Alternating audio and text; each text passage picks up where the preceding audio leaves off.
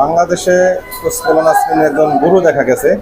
তসলিমা নাসরিন গতকালকে একটি video share দিয়ে বলেছেন যে বাংলাদেশে একমাত্র রাজনৈতিক ব্যক্তি যাকে শ্রদ্ধা করা যায়, অর্থাৎ তিনি আর কেউ না, বিএনপির মুরব্বী অ্যাডভোকেট ফজলুর রহমান। তিনি ইদানিংকাল ইসলামকে নিয়ে যেভাবে কটাক্ষ করছেন, যেভাবে বিদ্রোহাত্মক কথা বলছেন এবং ইসলামকে হেয় করে কথা বলছেন, তার বিষয়ে অনেকে নানাজন নানাভাবে কথা বলছে। মুফতি হাবিবুর রহমান মির্জা সাহেব বলছেন এই অবস্থায় তার মারা গেলে তার জানাজা পড়া হারাম। এবং তিনি যেই কথাগুলি বলেছেন, তিনি বলেছেন যে মা বোনদেরকে তিনি বলেছেন যে আপনারা মোল্লা মৌলবী আলেম ওলামা এদেরকে আপনারা পেটে ধারণ করবেন না।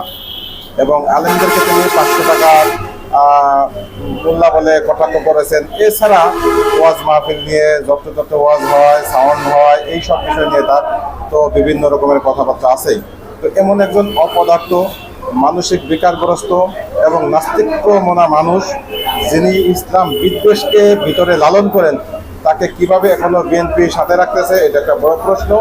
এবং যেই তসলিমা নাসরিন ইসলামের বিরুদ্ধে কথা বলার কারণে, অশ্লীলতাকে প্রমোট করার কারণে তাকে বাংলাদেশে স্থান দেওয়া হয়েছে, বাংলাদেশ থেকে তাকে বিতরণ করা হয়েছে, ঠিক তেমনিভাবে এই ফজলুর রহমানের বিরুদ্ধে আমাদের গর্জে ওঠা দরকার, তা আন্দোলনে নামা দরকার, ফুসে ওঠা দরকার। এবং তাকে যে কোনোভাবেই হোক, হয় তিনি তওবা করে রাজনীতি করবেন, অন্যথায় তাকে বাংলাদেশ থেকে বিতরণের সকল ব্যবস্থা আমাদের করা দরকার। ভালো থাকবেন, আল্লাহ হাফেজ, আসসালামু আলাইকুম।